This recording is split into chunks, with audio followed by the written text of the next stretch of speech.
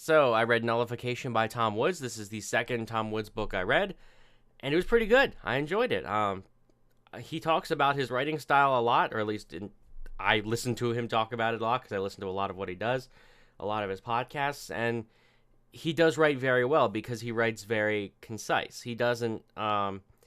It's funny when I was in when I always take classes on writing in college, just like gen ed classes, they always talked about, like, they always told me to take what I have and expand it, make it longer, like take this one sentence and make it into 3 pages, stuff like that. And of course that's an exaggeration, but generally that. And then when I actually started writing articles, I did the exact opposite. Like, I took whatever I could and I shrunk it and made it as short as possible, and then if I didn't meet the writing limit, then I'd add more stuff rather than just expand it.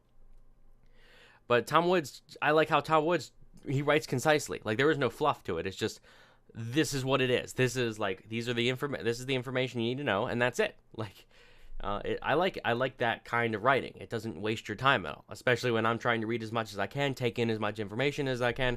I don't want to read books that are boring. But nullification, if you don't know what that is, it's the idea of the states, or I guess it could apply to cities as well, but generally the states rebelling against the government, in the sense of the federal government passes a law and the states say, screw you. They say, we don't have to follow it. We're going to nullify this. We're going to reject it. We're going to rebel and not enforce it. And you see the same kind of thing going on with legalization of marijuana. Some states are doing it. There's a federal ban on it. And states are just like, no, like, we're going to legalize it, which is great. And I like how the book's actually not that long. I don't have it with me. I think it's like 200-something pages. But half of that is just resources. Because the first half of the book is just him talking about nullification and its importance and significance throughout history and all that. Because he is a historian. And then the second half is just supplemental, just documents.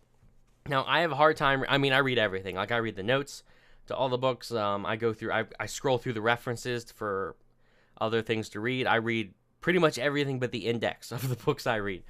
And with Tom Woods, like, reading the supplemental information, it's really hard for me to read the old, like, 18th century writings on stuff, or in even early 19th century writings. Just the language, it's hard for me to really understand, because I have to really take the time to read it and reread it to understand what they're getting at, because it's written so differently. But this stuff helps. Like, he writes his take on it and says, here's some important documents to understand the context throughout history, which I like reading original documents. That's what the second half of the book is, just citing it and saying, this is the stuff that will help influence your view on nullification throughout history, what the people were saying about it back then.